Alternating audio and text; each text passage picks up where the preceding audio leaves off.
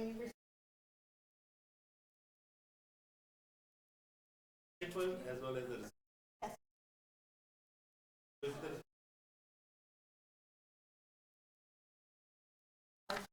operating health. So this has been a big.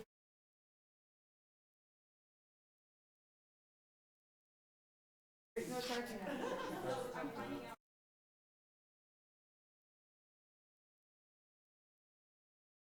regulation.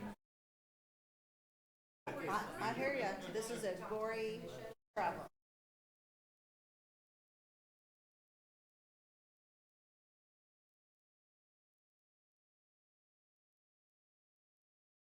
We should probably have that.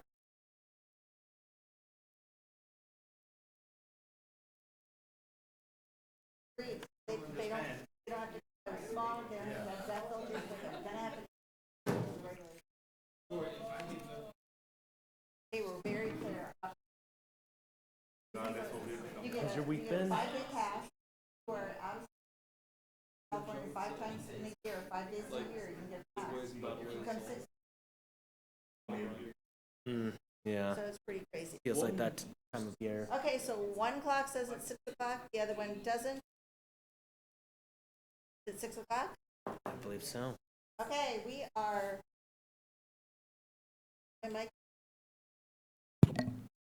Okay, we are calling the meeting to order. Good evening, everybody. Welcome to our first Economic Development and Housing Commission meeting of the new year. And we'll start with a quick roll call, please. Commissioner Kim, Here. Commissioner Guerra, Here. Commissioner Singh, Yeah. Commissioner Vasquez. Here. Commissioner Cutie, Commissioner Rodriguez, Chairperson White, Here. alternate Commission Member Kemp. We have a quorum. Excellent. Thank you, everybody, for coming. A reminder that the folks at home are watching. There are cameras on the walls there. So make sure you're talking into your microphone because they cannot hear you at home if you are not speaking into the mic. So just a reminder of that. Reminder of that, too, if you're making funny faces, you're looking at your phone, the folks at home are watching. All right, next on our agenda is a land acknowledgement, which I do not have in front of me. It should be Okay. on your, oh,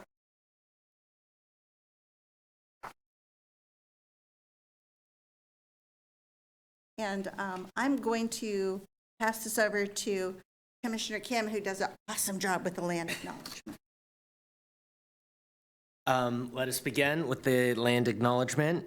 We would like to acknowledge that the land on which we live, work, learn, and commune is the original homelands of the indigenous people of West Sacramento, who have stewarded this land throughout the generations. We acknowledge and we thank the original inhabitants who have occupied, maintained, and secured this place and who still exist on this land. We respect and celebrate the many diverse indigenous peoples still connected to this land on which we gather. Thank you. Thank you.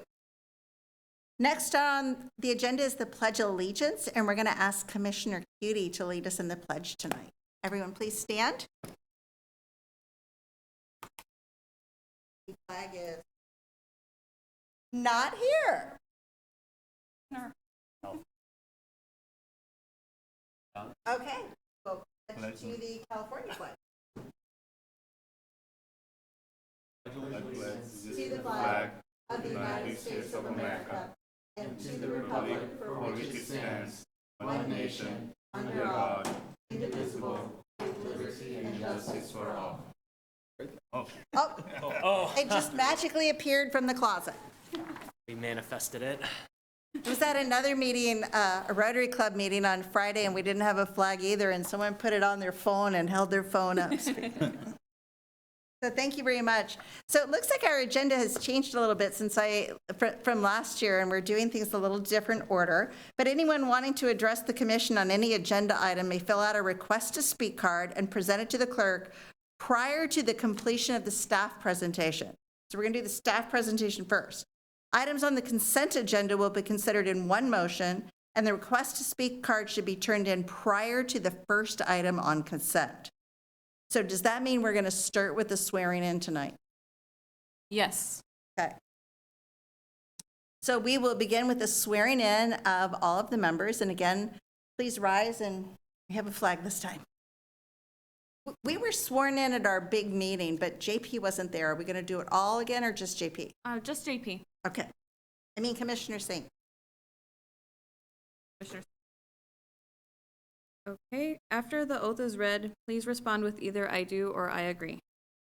Do you solemnly swear that you will support and defend the Constitution of the United States and the Constitution of the State of California against all enemies, foreign and domestic? That you will bear true faith and allegiance to the Constitution of the United States and the Constitution of the State of California? That you will take this obligation freely without any mental reservation or purpose of evasion, and that you will well and faithfully discharge the duties upon which you are about to enter. I do. Thank you. Congratulations, you are now a sworn member of the Economic Development and Housing Commission. Thank you.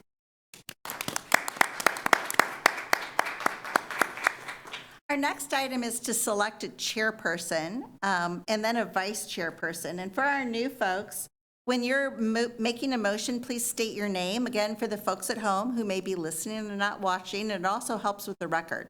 So you'll say, moved by your name, seconded by your name. And then when we vote, you can say aye, or you can say yes, or you can say thumbs up. But if you say present, it's the same thing as saying I abstain. So present isn't aye, yes, thumbs up, something else. All right. So let's start with the selection of a chairperson for the Economic Development and Housing Commission. Do we have any nominations for chairperson? Commissioner Kim would like to nominate Commissioner and current chair Chris White for the chairperson. And Commissioner Kemp, I think your microphone's not on. Look for the little silver button at the base of your microphone. Terribly sorry about that. Perfect. I, Commissioner Kemp, would like to second the nomination. Okay, we have a motion by Commissioner Kim and a second by Commissioner Kemp. Is there any other nominations or any discussion? Okay, all in favor, please say aye, yes, or thumbs up. Aye. Aye. Aye. Any opposed? Okay, the motion is passed, and I get to keep the gavel. All right, now we need a consideration for a vice chair for the Economic Development Commission, and I would like to nominate Commissioner Kim by nominating Chris White. I, Commissioner Singh, second that motion. Do we have any discussion or other nominations? Okay, all in favor? Aye. Aye. Aye. All opposed? Hey, we have that second piece of business done. Congratulations, So quick.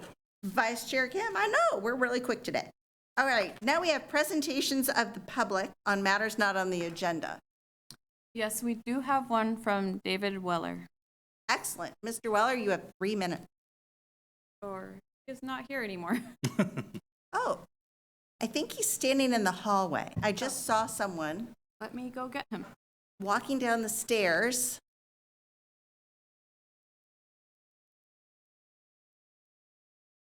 It does say, it says number 4, but it also says it's at the.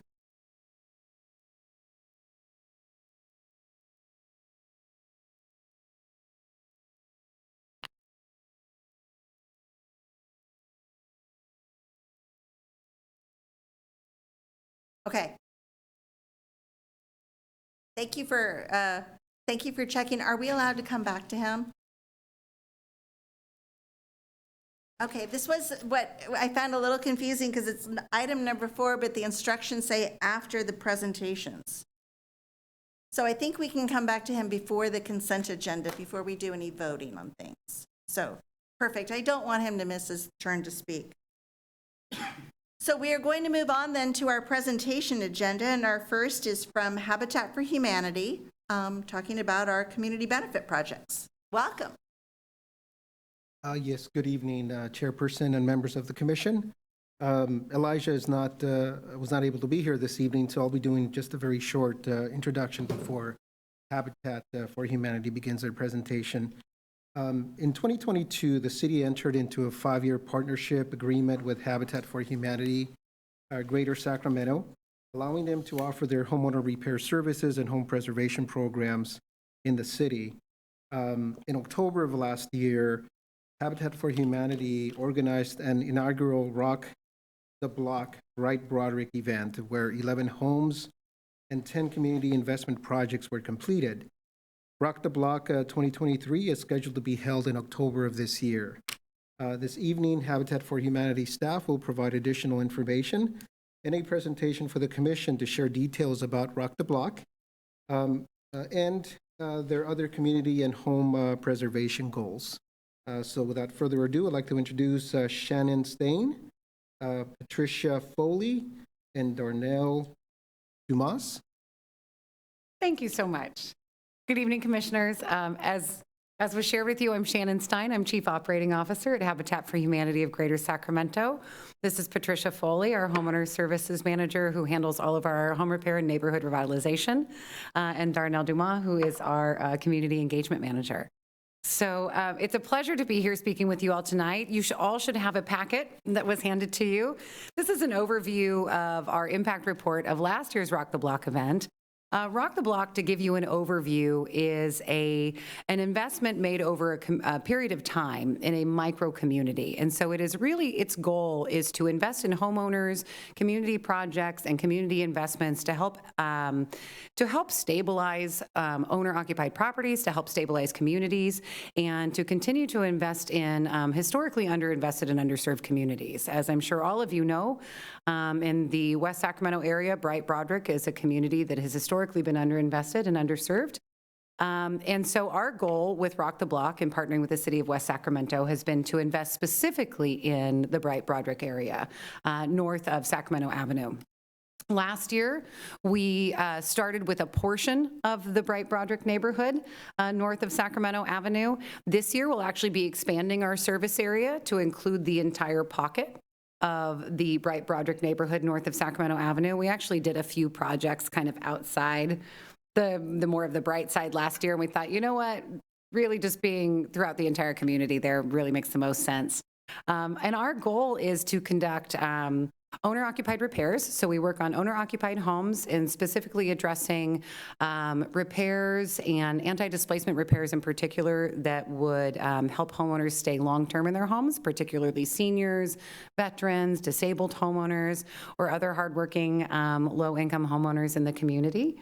And we address a lot of repairs that are often repairs that are overly expensive, that are difficult to do, especially if you're a senior. Sometimes as simple as something as cleaning gutters can be difficult. And so the spectrum of the work that we do on these owner-occupied properties really ranges the gamut from, like I said, cleaning gutters to replacing roofs to installing HVAC units to really doing whatever we can to impact the health and safety of the residents in those homes and to allow them to live and age safely in those homes long term. As you can see from our report, we also are very data-driven in this effort, and we think it's incredibly important because we partner with municipalities like the City of West Sacramento in making sure that we provide really clear statistical data and impact analysis for you to be able to share with constituents and with taxpayers about how these funds are being used, particularly since for the City of West Sacramento, you're investing $50,000 a year for 5 years in this effort. And so you can see that, as we said, we did 11 home repairs, 2 critical and 9 brush with kindness. There are multiple community investment projects on there. We're thrilled to continue that work year-round as well, and have continued working actually on what you don't see on here is Alice Norman Park. And softball fields. We actually have been working over the last year to replace and repair all of the backstops. And then also to repair the bleachers and a variety of other tables and other items at the Alice Norman Park as well. And then it's a huge engagement opportunity for volunteers. So Rock the Block brings together 400, 500 volunteers over the course of 36 hours to do this work. And one of the things that we're most excited about with Rock the Block is that it allows the opportunity for new members of the Habitat family, as we like to refer to them, to come in and engage in these new communities that we're working in. And so I say new communities. Bright Broderick is not a new community to any of us, but to a lot of the people who work with our organization, it is a new community that they've not necessarily engaged with previously. And so we find that through Rock the Block that the investors that work with us through Rock the Block and through our home preservation program become more invested and more excited about the work that we're doing in this community. And a great example of that is that last year we facilitated just over $169,000 worth of investment back into the community. This year we've already raised over $190,000 to support this effort for our 2023 event. So we're very excited about the way the work that we do through Rock the Block is leveraged through the community and the ability it gives us to leverage city funding as well. There are a variety of other statistics in here that I'm sure you can read through and see on your own, so I won't go through and read those. But we are doing another event here in October 13th and 14th of 2023. And what I did include in the packet as well is some of our outreach materials. So you have the first draft of a postcard that will be going out to all owner-occupied properties in the Bright Broderick region in the pocket there of north of Sacramento Avenue. This will be going out in the first week of June to all owner-occupied properties. We will also make this postcard into a flyer that will be available at a variety of community centers at, let's see, Holy Cross Church will have these in multiple languages. We'll have these at Shores of Hope. We will also have these at YCC. Thank you, Darnell. It's like he's talking in my ear. I appreciate it. So these postcards and flyers will also be throughout the community. We are also expanding this year to make sure that all of our communications for Rock the Block, including these postcards and flyers, are available in both Spanish and Russian, which are the other two predominant languages spoken in that neighborhood, to make sure that we are creating as much accessibility as possible for all owners of homes within the area. I have mentioned owner-occupied properties pretty extensively here. Habitat for Humanity, we focus on home ownership. That is our key part of our mission is home ownership. So the repairs and the work that we do are all on owner-occupied properties. However, when Darnell speaks, he can tell you about some of the work that we do that impacts the entire neighborhood or work that we do that also supports both renters and owner-occupied properties. And then the last item you have in the packet is our Rock the Block application for this year. And I wanted to share this with you so you can see not only the demographic information that we ask for in this application to make sure that we are really getting connected with and working with homeowners all across the spectrum, but particularly working with those homeowners who are most in danger of displacement, which includes our senior population, our veterans, and our disabled homeowners. But also to make sure that, as you'll see in the report, that in looking at the demographics of the community, we want to make sure that we are responding properly to the demographics of the community and not leaving any community members or any portion of the community out of the opportunity to participate in this event. You'll also see that there are expectations on the homeowner in participation and being involved in working with the volunteers. And that's because for Habitat, we believe that it takes a community to build a community. And so it's incredibly important to us that the homeowners are involved in this process and that they are engaged in working with the volunteers and that they are also learning how to become more empowered and more confident in caring for their homes long term and knowing where resources are available. Last but not least, you'll see on the back as well is that we do a questionnaire about their thoughts on the community and where they feel their relationship is with their neighbors, with their community members, how confident they feel in their love of their community. And then afterwards, we circle back on this survey and we'll redo this survey at the end of their repair. And then we'll also do this survey 6 months out. And then when we are back in the community and following Rock the Block years, we have a community outreach team, a homeowner streets team, as we like to call them, that spends both days of the weekend going and engaging with previous homeowners whose homes we've worked on to check on them, see how they're doing, see how their repairs are holding up, and then also to meet other neighbors who may have been interested in the work that was done on their property and who might be interested in participating in the future. So, there's a lot of information here, but more than anything, Rock the Block is something that we believe very firmly in as a transformational change maker in our communities. It has the opportunity to show residents and neighbors that we are committed to making long-term investments in their communities and in the places that they call home, not just in their homes, but in all the communities, parts of their community that they're impacted by. And we have 2 asks for you this evening as a commission. And so I'd actually like to turn the microphone over to my colleagues. I'll start with Patricia with our first ask. Good evening. As Shannon mentioned, I'm the program manager for the Home Preservation and Neighborhood Revitalization. And one of the asks that we have is, as Shannon mentioned, in regards to our application, a lot of that feedback and the way that we've tailored that has come from community participants, community organizations. And what we would like it is to see more, kind of bridge that gap and work across commissions to kind of work together to figure out how we can reach the constituents here and really broaden our reach. And so any way that we can work on that, we have received funding from the city of Sacramento, working with code enforcement to kind of prevent, homeowners from being displaced. And we would love to, work on that and see if there's any kind of way that we can connect and collaborate with that. And we recognize that homeowners, a lot of the issues that they face are very interdependent. So if there's any way that we can bridge that gap and work together, to find some solutions, we would love to do that. And I look forward to hearing from you all and also rock the block. Evening, Commissioners. Thank you for allowing me to speak today. As Patricia and Shannon have mentioned, Rock the Block is a tremendous event for the residents of Brighton Broderick and the city as a whole. In addition to the home repair projects and the home preservation work that we do, we also do community investment projects. So as the home repairs, they affect a family. The community investment projects seek to impact the entire community. And one of our goals or ask is to see if we, like Patricia mentioned, work across the commissions and kind of guide us to additional community investment projects that the Brighton Broderick community and residents need or are looking for.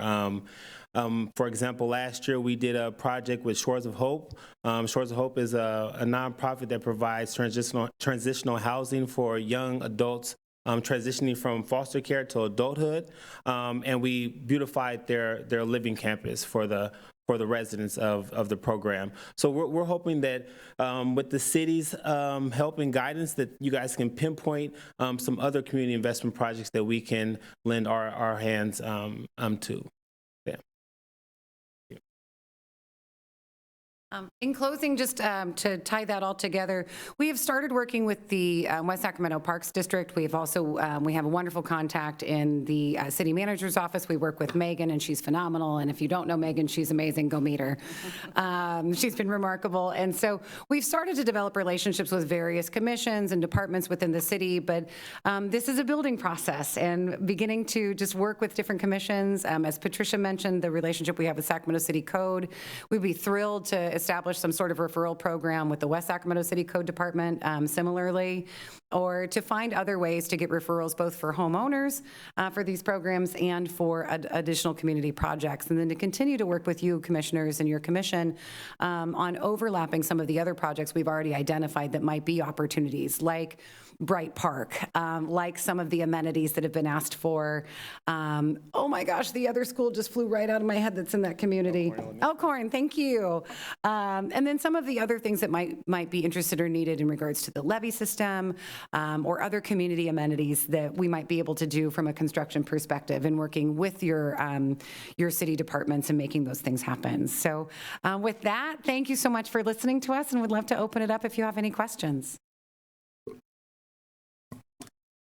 Thank you so much for that presentation. And I know we talked last week about being connected with the YOLO Food Bank and their YOLO Food Bank at Home program, because they are delivering food to some folks in that neighborhood that are not able to come to the food bank distribution at YCCA.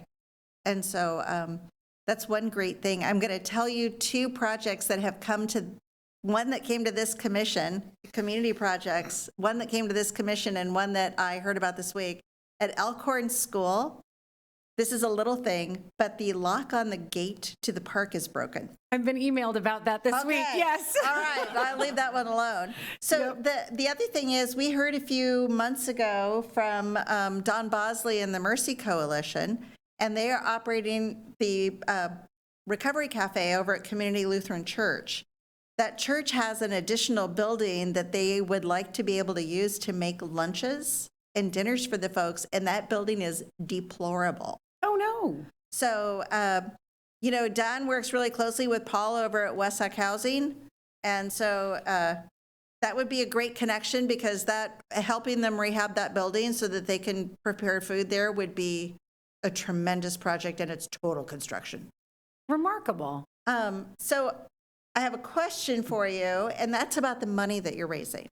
Pardon me? The money. You talked about the money that you're raising, and is it money or humans that would increase the number of houses that you could serve during Rock the Block? Both. Okay. It's both. As the investment in Rock the Block, Darnell asked me to forgive you all to excuse himself. The money that's invested in Rock the Block, as it continues to grow, allows us to not only incorporate more homeowners into our repairs, but also allows us to increase the scope of the repairs to more critical needs like roof replacements and HVAC units, as opposed to more beautification, drainage, outside landscaping, things along those lines. So the more invested money we have into each event, the more we're able to accomplish. Absolutely. This last year was our first year, and so we expected to have a slightly lower number and to have fewer critical projects in year one, which is why we also have more community projects typically in year one. But ideally, our goal is to be somewhere in that 15 to 20 individual homeowner project range, and to have somewhere between 5 to 8 of those be critical repair projects. Because this is such a volunteer-friendly event, it's really important that the weekend of the event, that the work that we are doing is volunteer-friendly. So we do a lot of painting, a lot of landscaping, a lot of property cleanup, dry rot repair, things like that. But before and after the event, our construction team and other subcontractors will come in and do more of the critical repair work. So it would be phenomenal to be able to identify more owner-occupied properties throughout that neighborhood who are in need of more of those critical repairs. And we're starting to get more feedback from more of the neighbors who we participated with last year. We're getting more referrals, but we know that there are homeowners who are already on the city's radar. In having conditions that are unsafe, and especially what we're looking for too, and what we really try to work with are those homeowners, especially who are facing code violations or who have fines who are assessed on their property that are really to no fault of their own. Homeowners who just are unable to address those issues either due to physical limitations or financial limitations. And we want to be able to help basically restore the security that those homeowners have in their homes. So the more people, the more we can do, and the more funds, the more we can do. They both go hand in hand. Okay, great, thank you. And then I have one last little thing about connecting dots. Walk Sacramento just finished doing all of the research asking about Sacramento. You're connected with them? We are. Okay, perfect. That's We all I are. have. And I Yes. know JP has a question. Commissioner Singh has a question. Yeah, and thanks for the good work you're doing for the community. Couple questions. You guys based in Sacramento that I see. We are based in Sacramento. We're actually just over the I Street Bridge on Richards Boulevard. So you're in our backyard. And you also mentioned you get funding from City of Sacramento too. So your area of action is just Roderick, or you have some projects going in outside, or like Sacramento or other Yolo County town or whatever? We serve Sacramento and Yolo County. That's our service area, or the Sacramento and Yolo County area. The reason we brought up the funding from the City of Sacramento is because the program that we've just gotten approved by the City Council in Sacramento is very unique. It is unusual, in fact, almost unheard of, at least in the state of California. We've done quite a bit of research to find a code department that is actually putting together a proactive response plan as opposed to a reactive punitive response plan. So to have not only the city attorney's office, but the city code enforcement division investing in upfront addressing repairs and construction issues and habitability issues on owner-occupied properties before code violations are assessed, before potential displacement happens, before possible what happened to Wanda? Receivership. Before receivership happens. So it's incredibly exciting to be working with the City of Sacramento on something that truly is kind of putting putting the concept of code enforcement on its head. And I think it's a wonderful representation of what we have the power to do with programs like this. And with municipalities that are willing to look at their programs differently and look at how they serve the community differently. So that's why we brought that up, because the city of West Sacramento is already investing in Rock the Block. And so it would be phenomenal to be able to take that a step further and to engage the city's code enforcement division in helping us identify homeowners in that area who would need investment. Additionally, as Raul mentioned earlier, we do also have a home repair program that we operate year-round outside of Rock the Block. So Rock the Block is a special event that is actually part of Patricia's annual program. Patricia runs home preservation and repairs year-round. And so just because a homeowner does not necessarily get selected to participate in Rock the Block in that 2-day event does not mean that they won't be selected or that we won't approve their application for assistance in home repairs during the year. So currently, how many other projects you have going on, either in Yolo or Sacramento County, like Rock the Block? Our goal is to complete approximately 100 home preservation and repair projects per year, per fiscal year. No, I'm talking about, other than Roderick, any other current project going on? We just completed Rock the Block in Oak Park. It was year 6. We've been working on Rock the Block since 2018 in Oak Park. And so we just completed that 2 weekends ago. And then we also have a new home development currently underway in South Sacramento along the 99 corridor, which will be 18 single-family units in cooperation with Mutual Housing. And they will also have 109 multifamily rental units. So it's really a wonderful example of housing across the spectrum of housing. And then we also have individual infill lots, new home builds that will be starting in Oak Park, starting in a couple of months. And there'll be 10 lots there that will be doing individual homes. We do not currently own any property in the Yolo County area. We took over the Yolo County service area in 2015 after the Yolo County affiliate disbanded. And so we originally took on all of the existing mortgages from that affiliate and have been servicing those and working with those homeowners. And we saw Rock the Block as a wonderful opportunity to re-engage in Yolo County and to start doing work in this region again. And we're hopeful that through Rock the Block, we'll continue to establish new relationships, not only with the city of Sacramento, but also with Yolo County supervisors, to hopefully get to a point in that relationship where, similarly to what we're now doing in Sacramento County and in the city of Sacramento and some of the other Sacramento County municipalities, can start to happen in Yolo County. Had a conversation with Commissioner White and with some other members at the State of the City last week about agricultural housing and about farm worker housing, which is definitely a priority for Habitat nationwide, and is something that we would very much like to explore opportunities for in Yolo County long term. Okay, last question. You emphasize on old neighborhood or senior citizen to have the repair work done, one or the other. Is there any program to financially help them if they're behind the mortgage or property tax or something? That's an excellent question. So it's not our wheelhouse, but there are regional programs. I would be happy to do some more work to find out if there are any programs like that in the city of West Sacramento. I know of some programs like that that are operating in Sacramento currently, but not that I'm aware of any in this region currently. It is definitely a gap in services. It's definitely an opportunity, especially coming out of COVID, that we're seeing consistently, is a gap in being able to make those personal expenses, to be able to make those personal expenses work on a monthly basis. And so our goal from the work we do is to come in and at least hopefully take the lift off of homeowners and owner-occupied properties from the weight of the financial lift of repairs. But we don't have a program where we provide services for things like mortgage payments and mortgage assistance. Thank you. Thanks a lot. Thank you, Commissioner. Right, and just out of my line of sight. I know, I can barely see you too. Thank you. I commend you for your work on this really worthy effort, and I'm excited to volunteer when the time comes. So fantastic. I have some follow-up questions around something that all three of you mentioned, which is our partnership to cast a pretty big net and identify families who could benefit. But you also mentioned like a number. I think it's very small. It's around 15 or so houses that are selected. Are you hoping to cast a wide net because you're having challenges with people taking advantage of the opportunity, or you just want to identify the homes that are most in need? Walk me through your process. We want to identify the homes that are most in need. Absolutely. And the people who know which homes are most in need are members of your code team and your enforcement teams.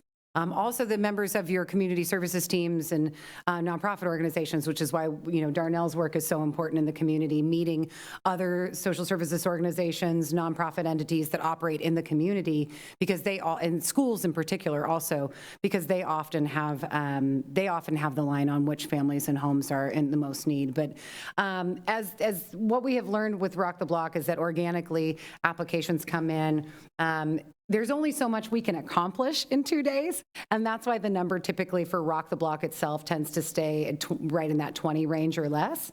But as I mentioned, if there is an applicant or if there are applicants who don't necessarily get their application in on time for Rock the Block consideration, that doesn't mean that we will not consider them for our general home repair program and for ongoing repairs. And then what we do is any funds that are left over from Rock the Block, which there typically are funds left over after the event, we will continue to use those funds to invest in home preservation projects year-round or community investment projects year-round. Do you find that there is some hesitancy with some communities, maybe the immigrant community, in accepting Yeah, the Patricia will help? answer that one for sure. Yeah, I can actually answer that. One of the reasons why we're asking for more collaboration is because we did have a option on the application to ask homeowners about feedback about how we could engage more, and it was a overwhelmingly response of that. Many other neighbors didn't know. There wasn't much visibility about the program, and in addition to that, we did run into some language barriers, and I ran into a lot of challenges with individuals who were inquiring why we wanted information, was a little leery about giving it, and especially with older communities, there's a lot of scams that come on and stuff, and so being that this is a new, program, there was a lot of hesitancy, and so we're hoping that that visibility and that help from the community will help us engage with the community members a lot more. I'm sure you're doing this already, but I'm just thinking like the spaces where they're most comfortable in, a church, grocery store, the library, just something to think Yes, about. those were common feedback from us, so we're working on that and appreciate it. Yes, and I also want to mention really quick that I forgot to mention that our application is open June 1st. To elaborate more on that, Linda, our process, when we entered Oak Park, we started in a small portion of Oak Park because we were new. We wanted to build that trust. We wanted to build that relationship. And then as the years progressed, that perimeter expands. So this past month, we essentially did all of Oak Park. And if you guys are familiar with Oak Park, it's a huge area. So that's kind of the challenge that that was our process for West Sacramento and Bright Broderick. We wanted to start in a smaller area so families can get comfortable and be aware of the program. And then so we had 10 home repair projects. After the application shut down, after Rock the Block was over, we probably got 30 more applications because we created that relationship. Everyone knew that we were sincere and genuine in the work that we're doing. So that's our process. We start small and then until everyone kind of gets used to and comfortable with us, and then we expand the area so that ultimately everyone in the neighborhood can have an opportunity. Yeah. And Commissioner, you couldn't be more right about houses of worship and other embedded organizations in the community. And so our host site actually is Holy Cross Church. And so we did some outreach during church services. And then same thing with YCCA and some of the organizations we worked with, they did outreach. And then the school district, Washington School District, also did some outreach to families in that neighborhood. So we hope to really increase that outreach this year. One last question. Is this strictly for a Broderick area, or anybody from outside the area can apply too if is eligible? So Rock the Block is strictly Bright Broderick, but our home preservation and repair program is for anybody who lives in the Sacramento or Yolo counties. Thank you. Thank you again for the presentation. 3 points and I guess one question. First is, have you made progress with West Sac code enforcement to do something similar in as you are doing in Sacramento, so that preventative measure? And especially when thinking about that, focusing on properties that have been damaged because of climate reasons, let's say the storm or areas where HVAC is going to be important. I think that's pretty interesting, and seeing if there's any way that even if the city of West Sacramento could, when they're thinking about code enforcement, like them having their own criteria where they look for code enforcement for folks who are seniors, or code enforcement where it was, like you said, no fault of their own or some natural disaster. And so that's just an idea. I guess you don't have to respond right away. Then the second idea is, actually on that note, when it comes to critical needs, you mentioned two of the 11 projects were critical needs without the roof repair and HVAC. Actually, one of them was a significant amount of water intrusion. Was a very unfortunate situation where the drainage of the backyard was flooding to this homeowner's whole back of her house, and basically had displaced her from her bedroom, and she was sleeping on the couch. And she was recently widowed in the last year and a half, and just was completely overwhelmed by everything that was happening to her property. And so she had water damage, dry rot damage. She wasn't able to use her bedroom. We wound up replacing windows because she also had window leaks that were happening. We completely regraded her backyard and put in new drainage in her backyard, and gave her a sense of comfort and safety in her home that she hadn't had since before her husband passed. Wow, well, that's a perfect example of like a property where, because of climate disaster, and you're responding to that. I'm curious if the city has some kind of inquiry system where they could acquire those types of leads. Second, when it comes to the beautification strategies as well, I think, which could be equally as important as in the community in Bright and Broderick, I think one of the main concerns I have when driving around that community, especially at night, is just it feels very dark everywhere, and especially the entry points into any of the neighborhoods. It would be great if there could just be more light. And so if the beautification process just includes, can we put solar, like the solar lights? So it's like one time, it's not going to increase their PG&E bill. I've seen these lights. You just stick it on the ground, and it's, I think it's like $10 a pop from Home Depot. And just being able to do that in all of the entry points into Broderick and Bright, I feel will already make people feel safer, and already it could be quickly visible from all of the residents, like, oh wow, it just feels brighter in our neighborhood. And so just an idea. And then I'm sure you're already doing this, but like talking to all of the realtors who do deals in Broderick and Bright, they probably have a good sense on which areas, like in doing the curb appeal improvement, could have the greatest bang for the buck. And then I guess my final point is, I heard actually 4 requests. And so I wanted to get your sense on what you think was the most important priority. And you mentioned requests for new applicants for the 15 to 20 homes, requests for volunteers, requests for maybe funding, and then requests for other community investment projects.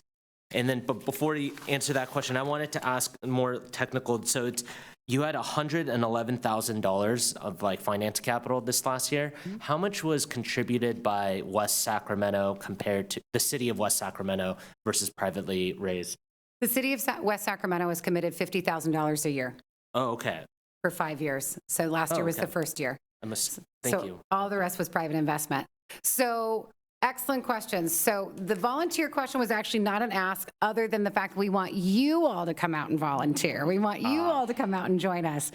Most of our volunteer engagement comes from either investor corporations. So we work with a lot of private companies and grantors with Rock the Block.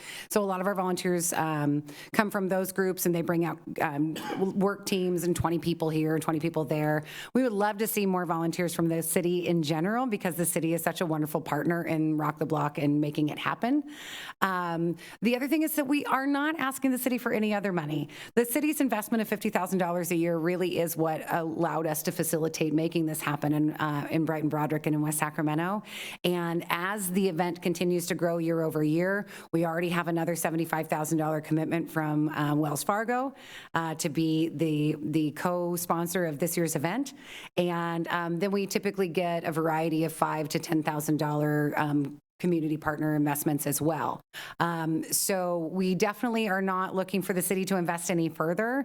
Our real goal now is to work on cooperation and to find ways where there are pathways to be able to either work within city or within city organizations and city processes to gain access to more homeowners who may need this type of work, or to continue to use city platforms to share more information about ways to apply or to participate in the program. And then the other thing is, yes, community projects. And when we talk about community projects too, it's about working cohesively and collaboratively between commissions and departments. So, we've started communication. Elijah came out to Rock the Block this year and was flabbergasted because he had no idea that we were doing this event. And he thought, oh my gosh, we have so many ways that we can collaborate with you and give you homeowner referrals, and we'd love to have you come talk to the commission. And so really right now our goal is we're kind of doing a press tour, for lack of a better term, with various commissions at the West Sacramento City Council or at the city level to continue to share what Rock the Block is and what we're doing. So areas of impact of your commission can be taken into consideration. Things that are positive and important to you can be taken into consideration as we're planning future Rock the Blocks. Thank you. Thank you. So, thank you again. So last year, how many applicants did you get, and how many do you hope to get this year? Well, applicants, so as Darnell shared, so for applicants, we received 13. 2 did not qualify. We do have income qualifications. We serve homeowners who are at 30 to 80% of the area median income. However, with Rock the Block and with our home preservation, we're a little bit more flexible on that, especially for seniors or those who are on fixed incomes. If they're at 92% AMI, we are often, especially if they need a major repair like a roof replacement or something along those lines, even at 90% AMI of $30,000 roof is not something that is affordable. And so we will make exceptions within some of those structures to make sure that we're meeting our purpose of the program. This year, we would really like to see somewhere in the 20 plus applications come in. We're opening, as Patricia mentioned, we're opening applications on June 1st. We are releasing applications in multiple languages this year, and we'd love to see a multitude of applications come in, which gives us the opportunity to review which projects make the most sense to do with Rock the Block, what are volunteer-friendly projects, what, paint, landscaping, things along those lines, and then what are projects that we can do either before or after Rock the Block, which involve more critical repairs. Just because we may not be able to work on a property during Rock the Block doesn't mean that we won't continue to service that property after the event. Understood. Thank you. Just a clarification on the survey. Do you only survey the homeowners that you're working on their property, or do you survey the entire community? So we survey only the folks who are giving us applications, who are submitting applications. However, interestingly enough, our streets team, when they are out and about during the 2 days of Rock the Block, they talk to everybody. So we get a lot. In fact, that's where some of our greatest input comes from each year, is with that streets team and having that really organic conversation with residents in the community. We always learn more about the community from those 2 days on the street than we do from any other outreach that we do year round. And my last question is just, if we have feedback beyond today, what's the best way to get it to you? My contact information is on, the last page of the stapled report.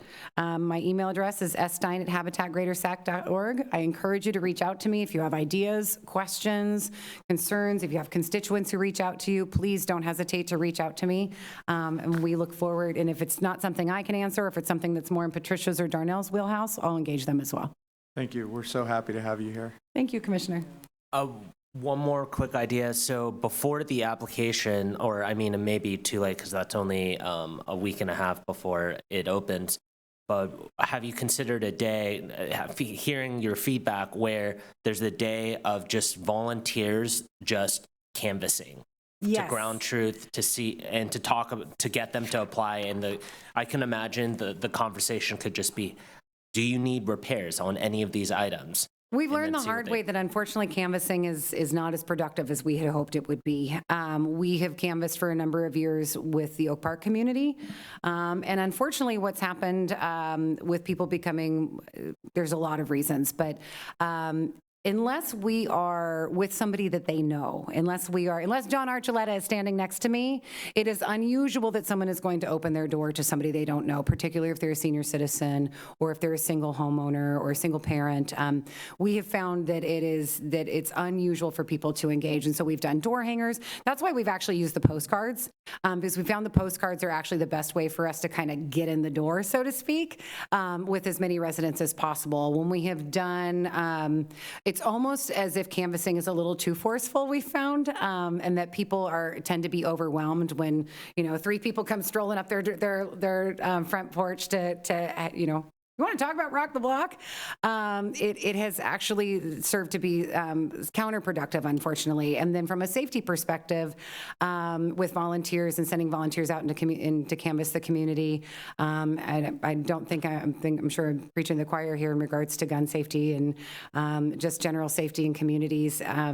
We've just found that it's not as safe as it once used to be able to go out and canvass anymore. Well, I will add though, Commissioner Kim, and this is to Commissioner Linda's point, our goal is to make relationships with the trusted organizations that the residents already trust and are doing business with. Holy Cross, Shores of Hope, what's the restaurant? Cornerstone. Like everyone in Bright Broderick goes to Cornerstone Restaurant. So as far as canvassing, I'm the guy that does that. So you'll probably see me in Bright Broderick, walking down walking to the park, walking Bright Park, back and forth through Holy Cross, Todd Hunter to 5th Street. I'm the one that typically does that, and I found that partnering with the folks that the residents already trust is the best way to do that. And that's actually part of our affirmative marketing plan is to partner with organizations that residents are familiar with. So along those lines, I'm going to make 2 more suggestions. We won't keep you here till 9 o'clock tonight, I promise. Turner, have you been over to the VFW? I have. Okay, I went to good. their ribbon cutting. Oh, Yeah. That's why I know. Yeah. All right. Yeah. Okay. So yeah, there used to be a VFW in Broderick, but they actually got shut down because of code issues. And then the other group is John Archuleta is involved with Bright Broderick Community Action at Buchanan and their little radio station. Okay. Yeah, I met with John Archuleta this week.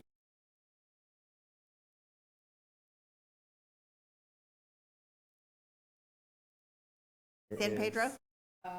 No. Bright Broderick neighbors. Right. Yeah, that's Yeah. the one, yeah. Kind of all the same people. Yeah. Yeah. Okay. You know everybody that I know. All right. Any other comments from our commissioners? All right. Thank you so much for that. Thank You you, are guys. welcome to stay for the rest of the meeting, but not required to. Our feelings are not hurt if you leave. Appreciate it. Thank you. Thank you. Thank you all very much, commissioners. All right. Thank you so much. And now from talking about building, we're going to continue with our building theme and talk about our bigger picture of our impact fee reduction. Good evening. Hi, I'm Katie Yancey. I'm the Community Investment Manager in the Economic Development and Housing Department. And they were talking about community investment, so now I'll get a chance to talk about community investment from the city's perspective and what the city does with its property tax dollars to further our community investment mission. So their definitions have a lot in common with ours, which is trying to improve the quality of life of our residents and looking at strategic ways to leverage opportunities and to remove barriers. And these are the same things that they were talking about. And I'll be talking about that tonight too, and taking you a little bit on a deep dive about some of the financing strategies that we use and how our public-private partnerships with developers work, so that you can begin to see, so what are some of the leverage points, constraints, and opportunities that we have in doing the work that we do. So the first thing I wanted to talk to you about is what is a development impact fee? It's a term that I've become extremely familiar with in my career here at the city. But for those of you that don't know, a development impact fee is a fee that the city collects at the time a building permit is issued. It's a way for paying for the mitigation costs of growth. So when a new subdivision goes into Southport, there are impacts to our water systems, to our fire service, police service, our parks service. We have more people using our parks. We have more people using our roads. And so we may need to build an extra lane. We may need to build another park. We may need to build another fire station. So they pay their fair share costs when they come in and pull a building permit for a new house or a new commercial building. And those are the development impact fees. And so those are a way of funding those improvements that need to be done to have the city continue to grow and meet its general plan horizon build out, which is about 80,000 people. We're about 55, 54 right now. So you can see that we got a lot of growing still left to do in our community. So we have a lot of development impact fees that we intend to collect in the future. This really came out of Prop 13 being adopted and reducing how property taxes are collected. So this is one of the many funding sources that we use that's outside of property taxes. But I am going to talk to you about property taxes tonight because one of my primary goals in the city is to grow the property tax base. And that's why we really have to understand how these development impact fees and growing the property tax base are related to each other. So I've never used this one before, so I'm going to do my best. Okay, here we go. So growing the property tax base. As the community investment manager, that is my job in a nutshell. I should wear a tag that says growing the property tax base. That is essentially what I'm here to do. How do I do that? Well, I do that with money that, firstly, we had a voter initiative that was passed in 2012 called Measure G. When the redevelopment agency was dissolved by the governor in 2011, the voters of this community, overwhelming majority, about 67%, of the members of this community said, use that money to continue economic development and redevelopment objectives. And so that's what I do, is I take that money, it's about $5.5 million per year that comes in. We spend about half of it on O&M expenses, running the department, having staff, paying for professional services, upkeep and management of the properties that we own for economic development purposes. And then the other portion we use for capital investments. And those are very special capital investments that we use them for. We have three main core things that we do with that money. We're all about project delivery. So we need to make sure that the planning, the design, the engineering, the project management, tip-top shape, highly leveraged, really streamlined. The other part that we do is your traditional business retention expansion. My colleague Diane Richard does this, and she's actually what got this whole thing started back in 2018 when she looked at where things were going with that particular piece of our work. And then we do real estate transactions. We assist in public-private partnerships. We do land assembly. We do land acquisition. And so in each one of those areas, development impact fees come up. Whether we're trying to attract a business and those development impact fees are too high because they're doing a conversion to an old industrial building and suddenly they're wanting to put an office in, and the development impact fees for converting a small part of their warehouse into an office, which we want, or they're converting an industrial site into a lab space, suddenly they have a huge impact fee that they have to pay. And so that drives them away. They go to another jurisdiction. It shows up as we are planning on our projects when we're looking at how are we going to pay for things? How are we going to pay for that road? Do we have money in our impact fee program to pay for that road, or do we have money in our impact fee program to pay for those parks? So that's part of the project delivery. And then real estate transactions. We often partner with private developers on trying to make the most out of our infill land. We own lots of little scraps and slivers of land in our infill areas that we inherited from the state, who inherited Yolo County, and then Yolo County gave them to us when we incorporated in 1987. And so when we go to do those transactions, sometimes we do them outside of development agreements. Sometimes we do them inside of development agreements. And up until recently, development agreements were our only tool to put together like a customized impact fee program. So say we were doing something that was really focused on reducing vehicle miles traveled. Well, you still have to pay the full traffic impact fee unless we do a development agreement. Development agreements are long, they're costly, they're subject to CEQA. And so obviously, when we have real estate transactions that have them, it makes sense to do them, but that doesn't always make sense to do them when you just have a developer who's coming in and saying, I'm building something that I think I shouldn't be paying this fee for, but I don't have a way to reduce it. So we began to realize all of our core functions are really impacted by development impact fees. And if we don't have development coming into the city, we don't grow the property tax base. And so growing the property tax base, as I said earlier, that's a core mission of this city and of this department and of my responsibility. And so how do we do that? One, we try to ensure that everything that we're doing, we're asking the development community to do is feasible. We also try to ensure that our partnerships make sense. We're getting something and they're getting something. It's mutually beneficial. And we also try to create certainty. So when you come in the door and you say, I want to do this development, you know what you're going to pay. You know how long it's going to take you. You know what the process is going to be. And you know if that process is going to be discretionary or ministerial. And the difference between those two is time and money and the ability to have it be appealed. So those are all things that we focus a lot of our energy on, and that will make sense as I get into this more in-depth discussion about why have I been paying so much attention on impact fees and why am I asking you to give me your attention tonight to learn more about impact fees. Katie, I just want to mention, Nuvi, we don't have the slides on our monitors. Well, thank you, Chris, because the rest of them are a little bit more wordy I than the knew last. that they were getting into than the last more two. detail. They're in more detail, absolutely. I'll wait a moment, so we'll see if we can get that issue resolved. There they are. We're good. Fantastic. Thank you so much, Commissioner White. So as I said earlier, this is a long process. And when I met with all of you individually for your introductions, I mentioned you are coming in midstream. So we've been working on figuring out how to remove this barrier and how to be better partners and how to support all of our core functions, basically since 2018. So in 2018, my colleague Diane Richards came to this commission and said that one of those core functions, that business retention, attraction, and expansion, our public policy on it, the policy that we guides our actions, our administrative policy, the last time it was updated was 1996.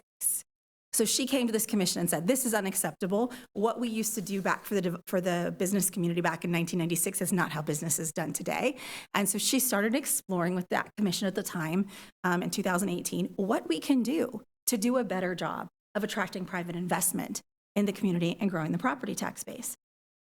And so she came in and said, look, we have a lot of stuff that we have to do. We asked for recommendations from the commission, and we received direction. We said, go forth and do these things and take them forward to the council. And so part of what I'm going to do tonight is walk you through everything that we've done that really starts from this idea that we have an active role in having development and private investment happen in the city. So one of the first things that we identified in that initial research was that development impact fees are a major barrier in the city of West Sacramento to having private investment come in. We looked at areas where there was historic data about previous development agreements that had reduced impact fees, and we looked at areas that did not have those. And I think none of you will be surprised to learn that the areas that had those reduced impact fees are where we saw all of the growth occurring. And we saw very little growth occurring in the areas that did not have these reduced impact fees or these partnership agreements where we were agreeing to waive certain fees or the former redevelopment agency was agreeing to pay certain fees.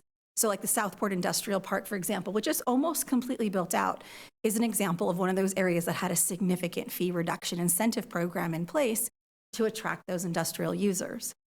We did tinker a little bit with the process of when impact fees are paid for. So in 2018, there was a resolution that was adopted by the City Council that said, you know what, instead of you having to get all of your gear up costs done for when you're starting construction, you got to pull your building permit, you got to pay all your development fees, and you got to pay your impact fees, we'll defer them. And so in 2018, the City Council adopted a resolution that gave the city manager ministerial authority, meaning no longer had to go back to the City Council for consideration.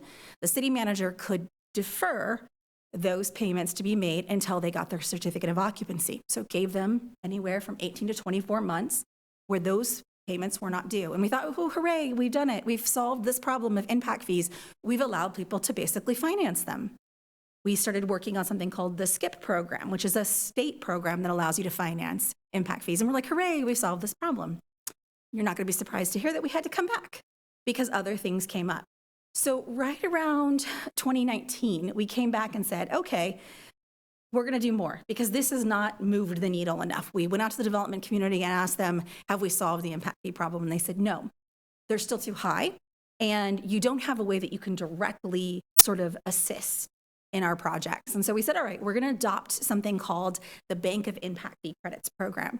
That went to the council as a budget item, and we asked for $400,000 per year to be set aside in this trust fund. And that trust fund is already appropriated every year. The city manager has discretion, it has, delegated authority at a ministerial level to appropriate those funds. Again, so we're streamlining the process for the developers. We have projects like the KIND project, which is a mixed income project, come in and say, hey, we need help paying our impact fees. So instead of deferring them, we're now paying for them. We're buying them down. with this housing trust fund program, this development and housing assistance trust fund. So that's a project that we kicked off in 2019. And we decided that that wasn't enough. We needed to do more. We went out to the development community and said, is this enough? Does this $400,000 per year, does that unlock your projects? And they were coming to us and saying, no, it's about $50,000 per unit is what it's going to cost me in order to get my building permit. So one subdivision, one apartment complex, we've wiped out all the money for the year. And helping one developer a year was not our intent, was trying to solve the problem. So in 2019, we commissioned a study with EPS. EPS is an environmental planning firm. And we asked them, go out and do performance. Go and look at multifamily projects, single-family residential projects, and commercial projects, office projects, all of these projects that we want to have happen in our infill urban areas. And tell us what's the gap between their project being feasible and profitable, and reasonably profitable, not outrageously profitable, and what we're collecting for fees. There's 4 things that go into this, and they're reflected in some of the things that you see here. And how do you get access to our housing and development assistance program? So, are you using urban standards? So we went to our people who were doing a performa and we said, we're not interested in a project that isn't meeting our urban standards, meaning it's not going to have 3 or 4 parking spaces. It's not going to be on an acre lot. It needs to be an urban product that's helping address climate issues. It's helping support compact development. So we're beginning to see that the assumptions that we're making in our financial strategies are assumptions that we're putting into our programs as well. Are these projects that are going to grow the property tax base? Are they going to grow the sales tax base? Are we going to actually be putting people in the city and putting them in a walkable area where they can go and get their coffee down the street? They're going to go to the local dry cleaner. We're going to create that localization of their sales tax in there. Are we making sure that we're attracting private investment? And so what we did with the EPS study is we said, here's all of our objectives, which you see here on this page, which are our objectives of that development assistance program. And we said, now tell us what the gap is. Tell us what the gap is between meeting those objectives in our urban areas and what the financial condition is.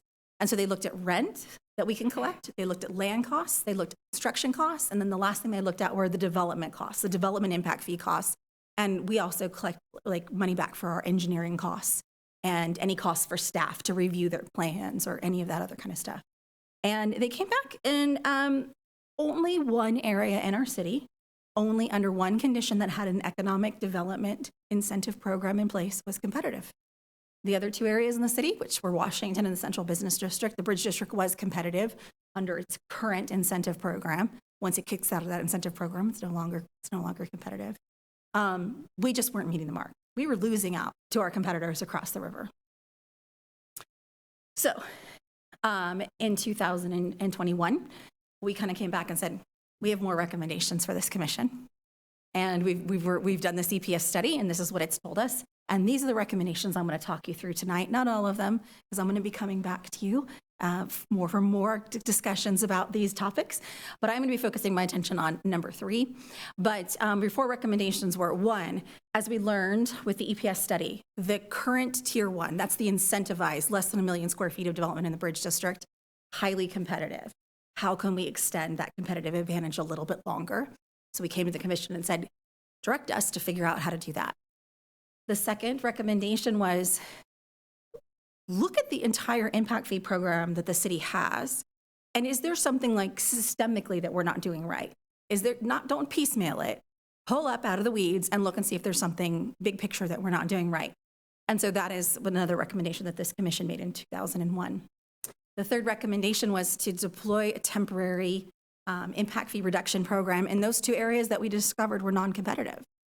And they wanted us to make sure that we were really focused on meeting those feasibility objectives that were in the EPS study. And then the 4th one was look to give credit where credit is due. If a development has been in place for a long time, has been paying into the property tax base, sales tax base for a really long time, make sure that when they do go in, like the example that I gave you earlier about the industrial property, where we had somebody coming in and we're ready to do a conversion and we're happy about that, make sure they're getting credits for their contributions that they've already made to the system, and we're not treating them as though they're brand new greenfield property like they're vacant land. Let's give them credits. So those are the recommendations that this commission approved in 2021. And I've been responsible for sort of trying to get those done since then. So I really look forward to sharing with you what we've accomplished so far, and then what I will be bringing forward to you to accomplish in the years to come. So the status of our recommendations. So the Tier 1 Bridge District fee structure, we have Wood Rogers under contract. They've started the work. They're in the process of updating the analysis that we have for our infrastructure costs. So how much is left for us to build? How much money do we expect to come in? That will allow us to figure out if there's time and money for us to extend that incentive program to keep the Bridge District as competitive as long as possible. For the second recommendation, we received some grant funds, and Raul, I can't remember if they were LEAP or REAP or what, there were some grant funds that we received. I never keep track of the acronyms, but we received about $50,000 in grant funds. We hired an economist. He came in and he did an evaluation of our impact fee program. And he said, if you want to turn this on its head and stop thinking about impact fees as though they're the thing that covers every cost, but they're the thing that covers the last cost, after you use property tax and after you use sales tax and after you use grant funds and after you use developer contributions and after you use the impact fees and the enhanced infrastructure financing districts or the infrastructure financing districts that the city has or your CFDs, the last thing that you want to do is then hit the impact fees, because the impact fees affect the competitiveness of your projects. So he wrote an entire memo about that. He wrote, in fact, 3 memos about it. He evaluated our entire program, told us how we were compliant and not compliant with current conditions, how we could have a competitive advantage with our program. And we presented that to the city manager, and he finished his work in September of last year.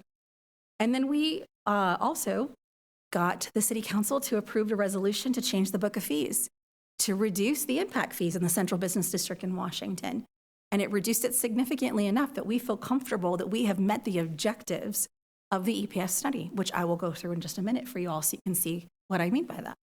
And then the last item, which is to look for a way to address those credits. We're really waiting for the impact fees programs to be updated, and the schedule that's in the deliverable that's for the recommendation number 2, that those 3 memos that I mentioned the consultant did, he laid out a pathway for us to update our programs the next 5 years. So my hope is that in the next 5 years, we'll have a way to deliver on that last recommendation, which is to figure out how to provide credits. So we've been busy. That was a lot, right, to absorb. So we've been busy. This is the EPS study. And what I wanted to show you was what's really happening here with this EPS study. So they looked at these 6 areas, 3 in the West Sacramento, 3 in Sacramento. Those are our competitive markets. We looked at our competitive markets. And we also looked at what have we invested so far. So as you can see, there's been a significant investment in these 3 infill areas since 2006. Washington has seen over $60 million of investment. And what we're not seeing is a return on that investment. And that return on the investment would be through the property tax base growing. And so this really right here personifies and explains really the problem that we have, which is we're just not seeing that ROI. And so we're going to continue to find the reasons why we're not seeing it. So the EPS study. So the first thing that they did is they looked at office. Now, office impact fees are calculated on a per square foot basis. And they looked at it and they said, well, only one of them is competitive. And that's the one that's in the middle. That's the Bridge District. That's the lowest bar on the graph. The Bridge District Tier 1, that's competitive. It's highly competitive, in fact. You would want to go build office in the Bridge District because your impact fees are really low in comparison to your competitors in the region. And I think you all can see, too, that in those other areas, Washington and the Central Business District, they are really high in comparison to our partners. What's also really important about this is that you'll see that there's 2 different colors on the City of Sacramento side. There's half purple and half brown, and anybody's colorblind, I apologize.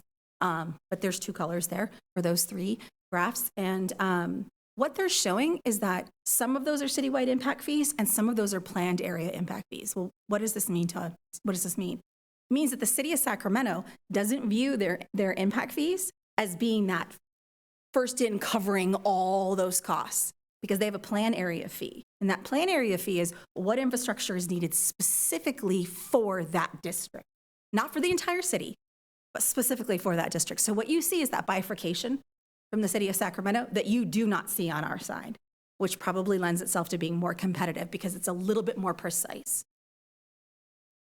For single family, you see again also a ridiculously high comparison for what it would take to build single family in our infill areas. And these are like townhomes, single family, not like a, you know, a 0.2 acre, you know, 3-bedroom, 3-bath, 3-car garage kind of single family. These are townhomes, right?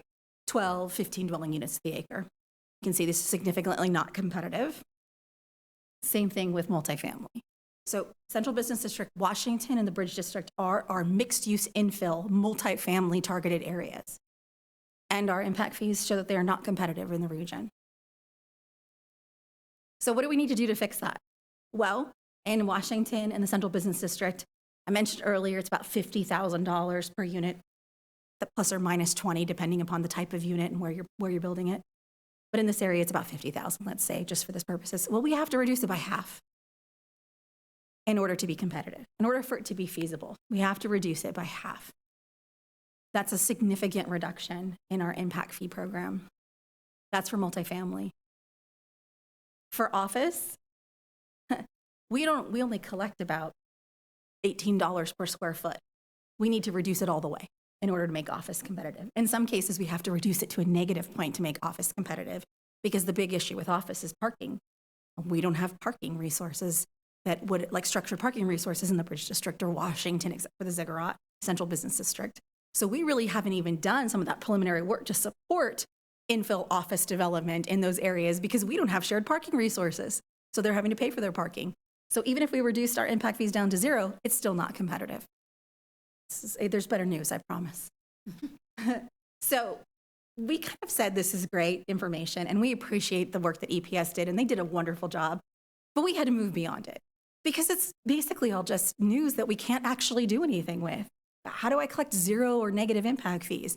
How do I reduce the impact fees by 50, 80% and still say that my capital improvement program is going to be funded? I can't do that. So we went back and said, look, we need to change our objectives here. Our objectives are not to be feasible. Our objectives are to be competitive. Our objectives are to communicate to the development community that we are serious about removing this barrier. We're serious about being good partners. And so we said, all right, we're going to do that.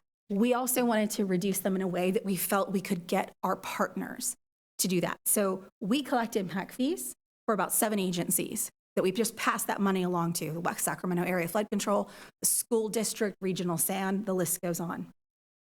We want them to reduce their fees too. So we said, okay, we'll reduce ours. You're going to reduce yours. We're not asking you to take an 80% hit. We're not asking you to go down to negative. We're just going to ask you to be good partners like us and show the development community that investing in West Sacramento is a good idea. So we haven't really had those conversations yet. We just got this approved. We're waiting to see what the results are. We're going to give ourselves a year or two, see how the money, see if the needle has moved at all. And then we're going to go to our partners and say, you need to reevaluate your situation as well too. So in last year, we adopted the resolution 2284, and that reduced our impact fees. This was, so instead of an 80% reduction for residential, we did a 60% reduction. And instead of a negative reduction for office, we reduced them by 44%. This makes them competitive with the city of Sacramento. It doesn't necessarily make them feasible according to the spreadsheet EPS created, but we think it sends a message to the development community that we're serious about addressing this issue. And it sends a message to our partners in those other agencies that we need them to be partners with us as well in addressing these issues. So that's where we landed in relationship to that recommendation number 3 that I mentioned. So next steps, this is my last slide, and thank you for your patience as you were listening to me. Where are we? So for the Tier 1 fee infrastructure extension, we'll be coming back to this commission probably in the winter or in the spring with our findings of our work that we've been doing with Wood Rogers. And we're going to present our recommendations and ask you to consider those recommendations before we take them to the City Council. And those recommendations would look a lot like the recommendations that we took forward before. How should we proceed with creating this competitive advantage, this economic development incentive to continue bringing private investment into the Bridge District? We're going to bring back those findings related to the impact fees, the evaluation that we had done by our economist, and we're going to bring them back to this group in the fall.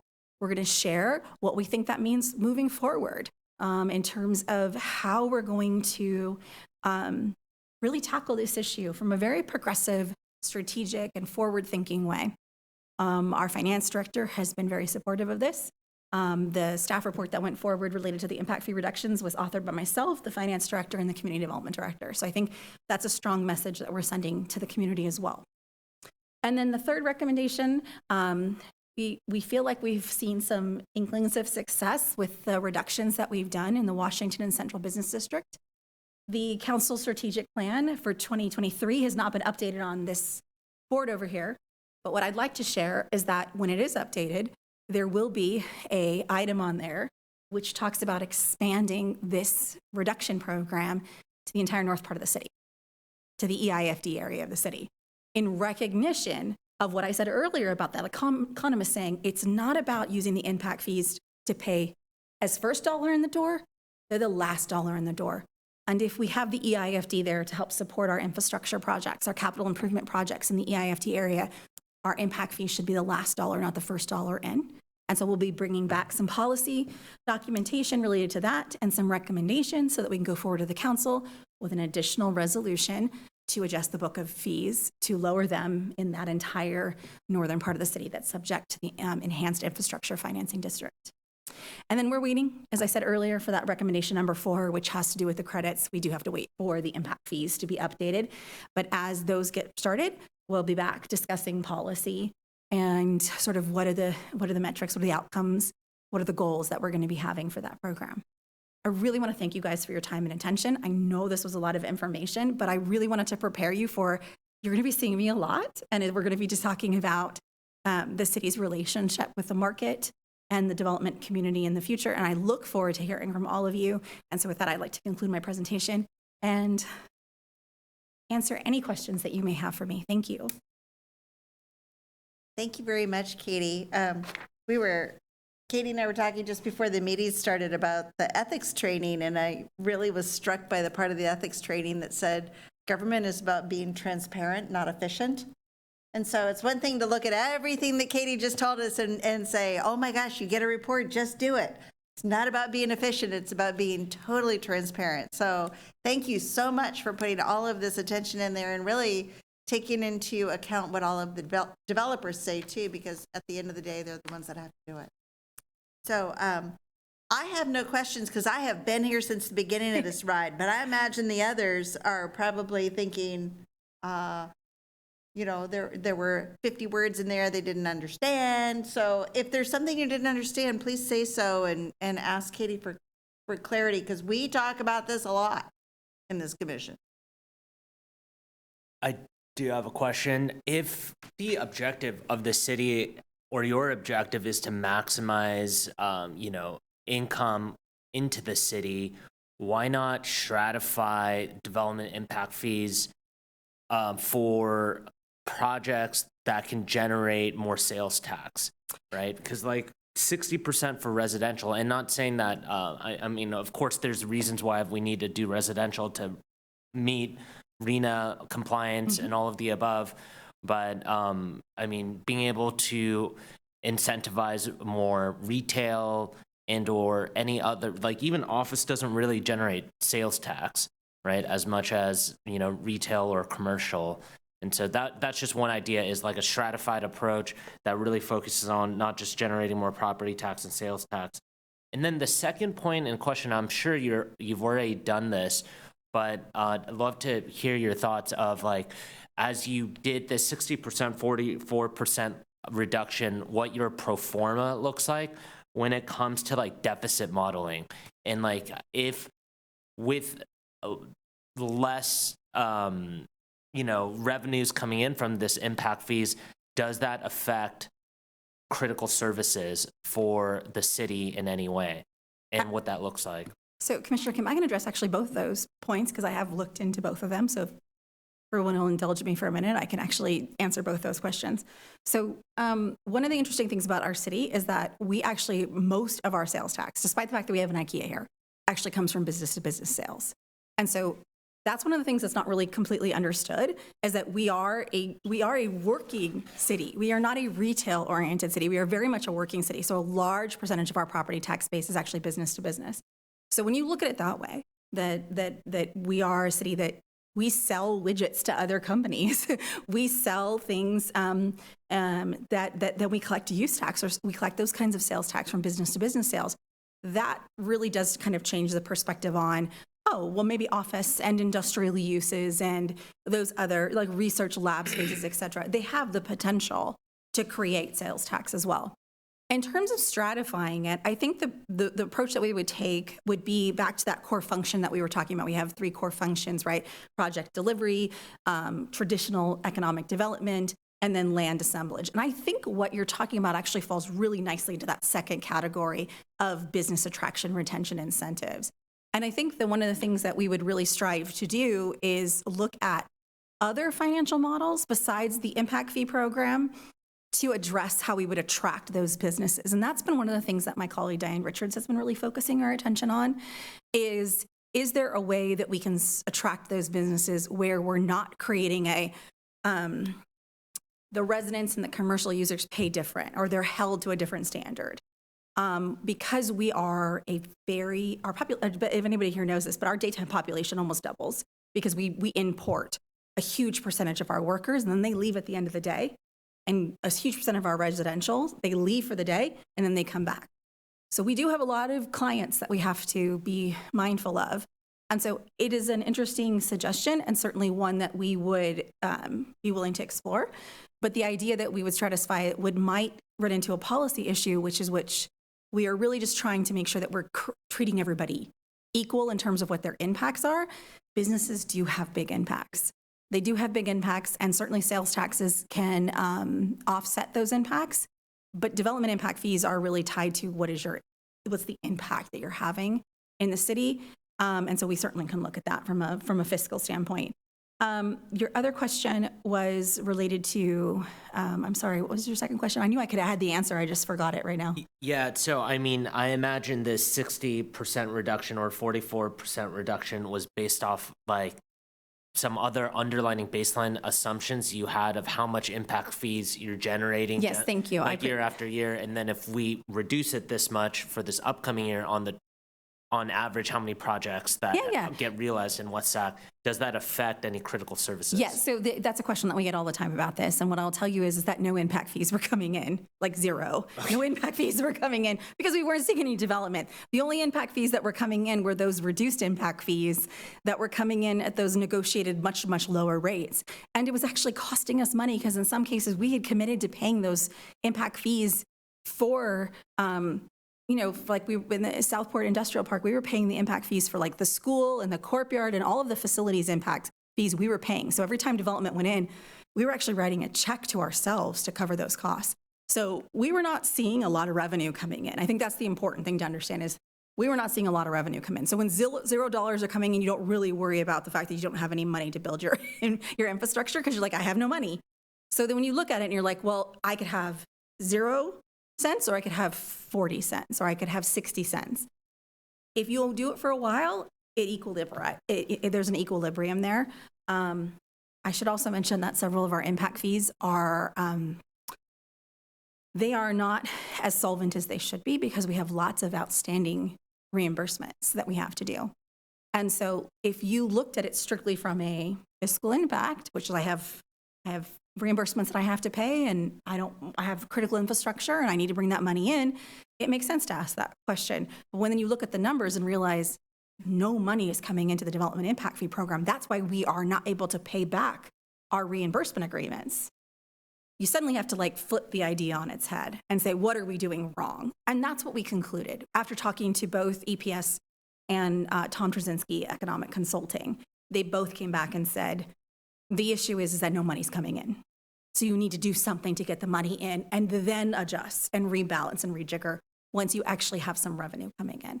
So that's the approach that we're taking right now, is just that you can't solve anything when there's nothing there. You can't rehydrate when there's no water.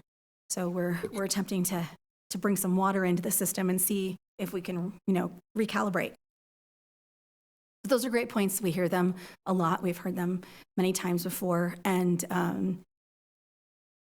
we would have to reduce them so much to be feasible, to meet that feasibility market rate that's in our pro formas, that it does start to ask the question of like, well, why are we doing this at all? So we settled for something in the middle that we felt like would bring in some money and give us a chance to kind of recalibrate at that point. Aaron Laurel, our city manager, used to be in Katie's role. And one time when he was presenting to us too, we were discussing the thing about big box stores and should we get more retail here? And one of the things that I remember Aaron saying at the time is, we all know when we pay our property tax, it goes to the county. Well, the city gets a share of that back. And West Sacramento was really smart when it became a city and made a really good deal for property tax with the county. We have one of the best property tax splits in the state, which is part of the reason why my job is to focus not on bringing in sales tax, which is not as good a split with the county as we have with our property tax. And I'm not at liberty to go into much more detail, but it's highly advantageous. And so you'll hear a lot more. Just that was something else. Thank you, Commission. Thank you, Chairwoman White. The more that we have vacant property that doesn't have a building on it, that's the money that's coming that we're not generating.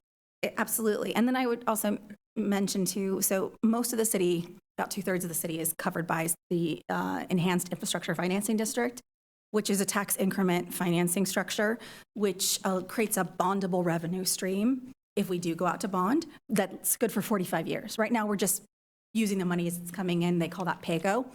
But if we focus our energy on growing the property tax base, that means that we have more bonding capacity out of the EIFD. And you can't bond off of sales tax revenue, but you can bond off of the tax increment financing. And so a lot of what you'll hear from me is going to be about tax increment, but that is actually the first time I've heard someone suggest that maybe we should look at sales tax too in terms of the stratification for businesses. So we'll throw it into the hopper and see what comes out. One thing that might be helpful to add to the conversation is something that we talked about a few weeks ago as we went into depth around the impact fees, is to a point that's been raised about like, well, where's the money going to come from if we're like, some are even suggesting to go to negative in order to be competitive, is I know it's not sustainable, but some money is coming from like grants, right? We're getting that something that yes, we're very successful in receiving grants, particularly in our infill areas. So that might just be helpful information for some of us to think about, like, well, we're doing this to bring in businesses and be competitive, but how are we going to do that if there's like the water's dry? But grants are helping, and at least to start the foundation. So I just wanted to mention that. Yeah, and that's why I shared a large proportion of the money that was on that slide is grant funds. 23 million in the Bridge District is grant funds. There's millions. I think we just put in $15 million worth of infrastructure in Washington, and half of that was grant funds. We just received a $4 million grant for more infrastructure in Washington. So we're quite successful in filling the gap for our capital improvement program with grants. I have another question actually about just the city of West Sacramento's just financial state of affairs. And because it could also provide some context of why this is so important too. So this is not about West Sacramento, but in the city of Davis, there was an article that just came out that right now they're operating on an annual deficit of $10 million every year. And then they have over $150 million of unfunded liabilities and reimbursements and all kinds of stuff like that. What does that number look like for West Sacramento? Well, they're all in the positives. I think that's the important thing, is that we don't operate with a deficit. Roberta Raper, who's our finance director, doesn't operate that way. So she's very conservative with our budget. When I updated the budget for the Measure G money, the 5 million-ish that I told you, I was told, do not add any more money. So I went through and defunded a bunch of stuff so that we could fund the other things that we want to do. So we are really a fiscally conservative city. And I would just add that when the Great Recession happened, we were prepared for it. And we did not lay people off. We got rid of a few extra positions. We eliminated a few non-court positions. We had quite a few golden handshakes for people. But you didn't see what you saw in other jurisdictions where like 15% of the workforce was gone and they were just keeping the lights on and answering the phones. We kept doing our jobs. And I think that's I've been here almost 20 years. And through thin times and At times, we seem to continue to maintain a very sensible approach to our finances. Little pat on the back from my colleagues there. Yeah, I feel very secure.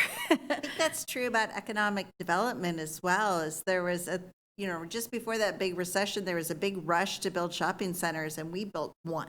Yes. And Yeah. Target wasn't here yet before the recession, but we built one. Yeah, and that was the IKEA shop.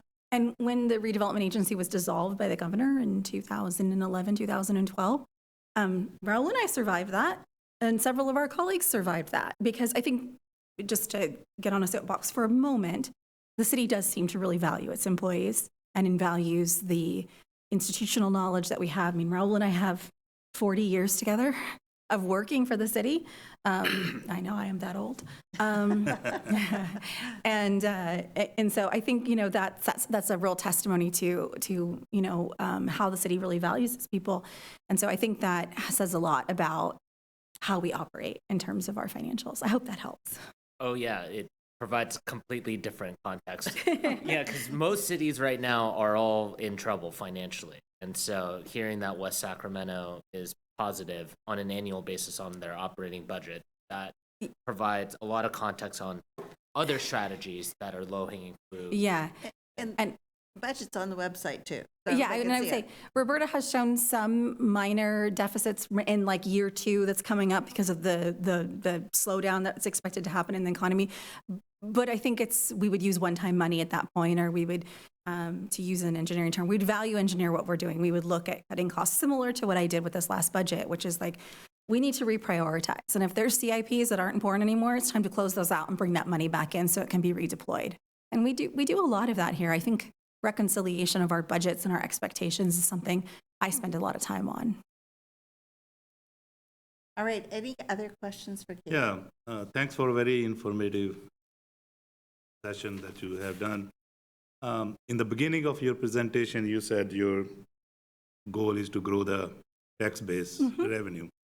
So all the mumbo jumbo you do to bring the development infill, either retail or office or whatever, once the construction is done, then you generate the property tax anyway, right? On any building that's made, whether it's an office or a retail or condo or residential development, you provide the incentive in the beginning, but once the project is completed, year and year around that point, the property tax is generated and paid for the city, right? Yeah, so after the building goes vertical and it hits the property tax roll as a developed site and an improved site, yeah, the money comes in. We do have some mechanisms that we're allowed to use that would allow, in certain cases, us to reinvest that money back into the development. We have an old tax increment reimbursement agreement. It's the only one that I know in the city right now, and it predates, it's part of the former redevelopment agency that had, for a short period of time after the project went vertical, that some percentage of the property tax that was being collected was being given back to the property owner. But generally speaking, that is the exception. The general rule is once you go vertical and you get your property tax bill, that money is coming in with a large percentage coming to the city. And one more question. You mentioned something about city manager has a discretion about providing some leeway to the fees or something, you know? Yeah. So that when city manager make that decision, it's just out of his own discretion without any analysis or something, or he obligated to have some kind of report or analysis backed up his decision that somebody, or as a public member, I can go back, say, hey, why you gave them this leeway to have all the fees to be paid at the end of the project, maybe at the tail of the project, the developer has obligation to develop a park and he ran out of money. Now we are in limbo, you know, whether to, I'm just trying to understand how that discretion works. Yeah, you'll indulge me, I'll answer your question. So the resolution that was passed, the one that I mentioned from 2018, I think it's 18-24, 25, can't remember off the top of my head, it's in my notes. It's delegated authority that came from the city council, so it has strings attached to it. He has delegated authority under certain conditions. So is it in an infill area? Is it going to grow the property tax base? Will there be a return on investment? Is there a public benefit? Does it have, there's a list of criteria. He has to sign something, and then our finance director has to sign it, and then our community development director has to sign it to agree to defer the fees until it's time to get their certificate of occupancy. If they do not pay their fees, they do not get their certificate of occupancy, which means they have a vacant building that they cannot occupy. So there's teeth there too in terms of how that resolution is drafted and how it gives delegated authority. So it's streamlined, but it's streamlined with conditions, and it's also has this stopgap measure of if you're not going to pay your park impact fees, for example, you're not going to get your certificate of occupancy. So your investment, Can't sell the. yeah, you can't sell your units. You can't put tenants in them. You can't, the whole purpose of building a building is to put people or things in it, and you can't do that. So that's how that deferred impact fee program works, and it's great. A lot of developers appreciate having the ability to delay having to make that payment until they have tenants in hand or until they're ready to sell on a transaction, right? They're like, hey, it's not my $50,000 that's being paid for those impact fees. I've sold the house to somebody. I'm going to swap the certificate of occupancy for the $50,000, but I'm using their money, not my money. So developers really like it.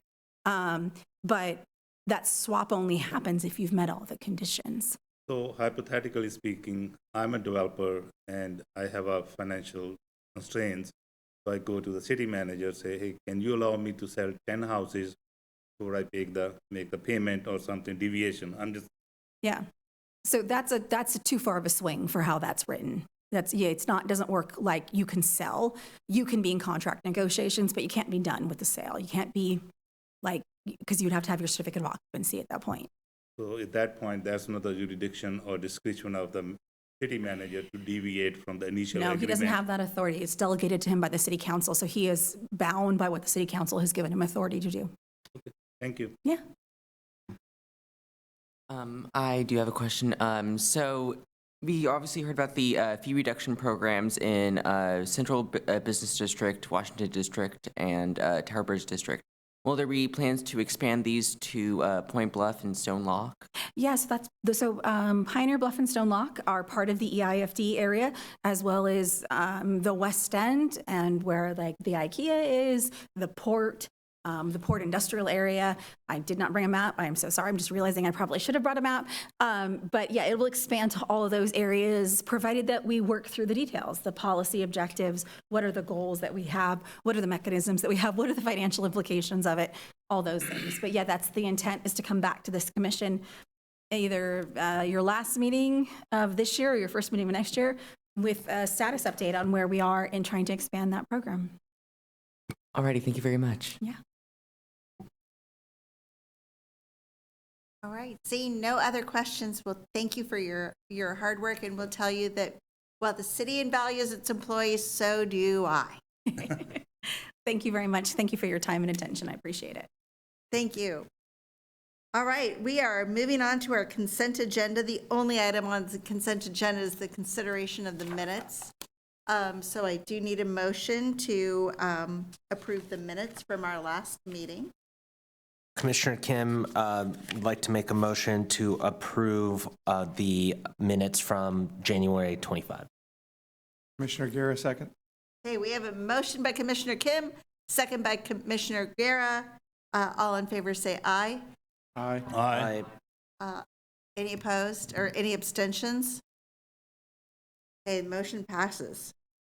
So we are down to the bottom of the page. Commissioner Communications.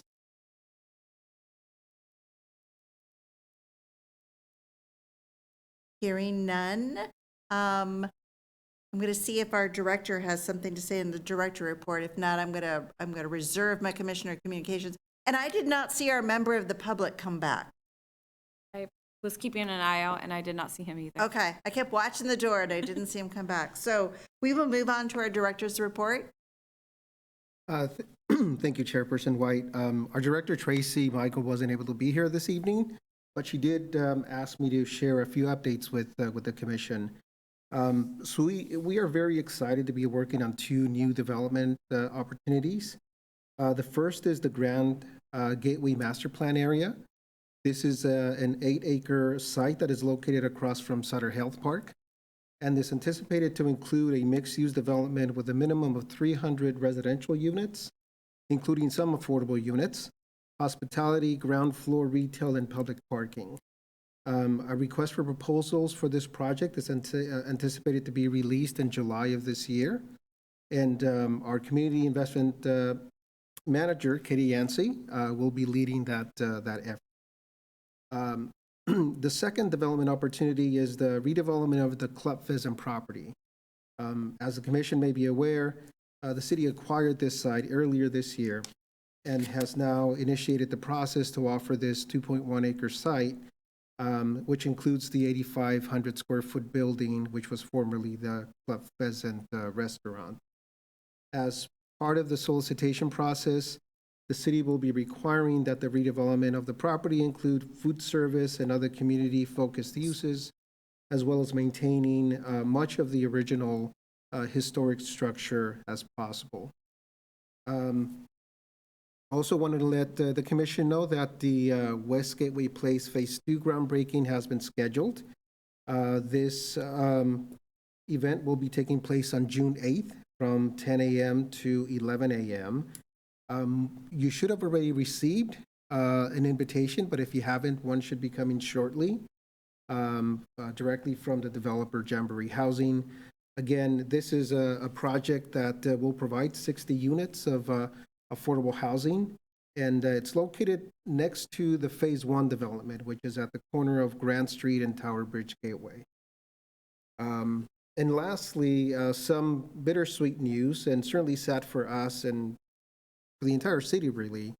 After 23 years, of working with the city, our economic development manager, Diane Richards, is going to be retiring. As many of you may know, her work on business recruitment and retention over the years has resulted in bringing key businesses to the city, such as IKEA, Target, Home Depot, Lowe's, Walmart, Nugget, Bayer Crop Science, Burgers and Brew, Nippon Shokin, just to name a few. And unfortunately, again for us, she'll be retiring next month. Recruitment for her replacement will take place sometime this summer. And that's all the communication that I have. Thank you so much. I'd asked Diane if she could pop in for a minute tonight, just so we could thank her too, but she is otherwise engaged this evening. So she did just extend her best to everybody and our new commissioners and our returning commissioners, and thanked everybody for their support with her for the year. So we're all going to miss her, but we wish her well in retirement. And I asked her if she's going to retire, consult, or retire, and she said retire. Very true. All right, so Raul, I had one other question that I didn't hear in your report. Did you guys move across the street yet? No, not yet. We are scheduled to move early June, so we're getting there.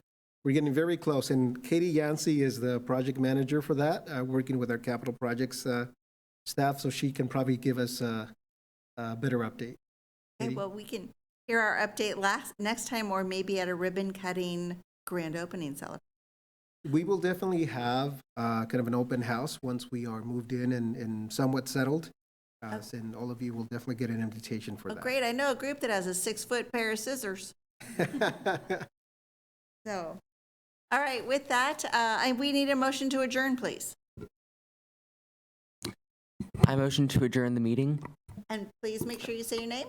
Terribly sorry. I, Commissioner Kemp, motion to adjourn the meeting. Thank you. Commissioner Singh, second. Okay, all in favor? Aye. Aye. Any opposed that want to stay here a while longer? No? Okay, with that, we will conclude the meeting. Thank you.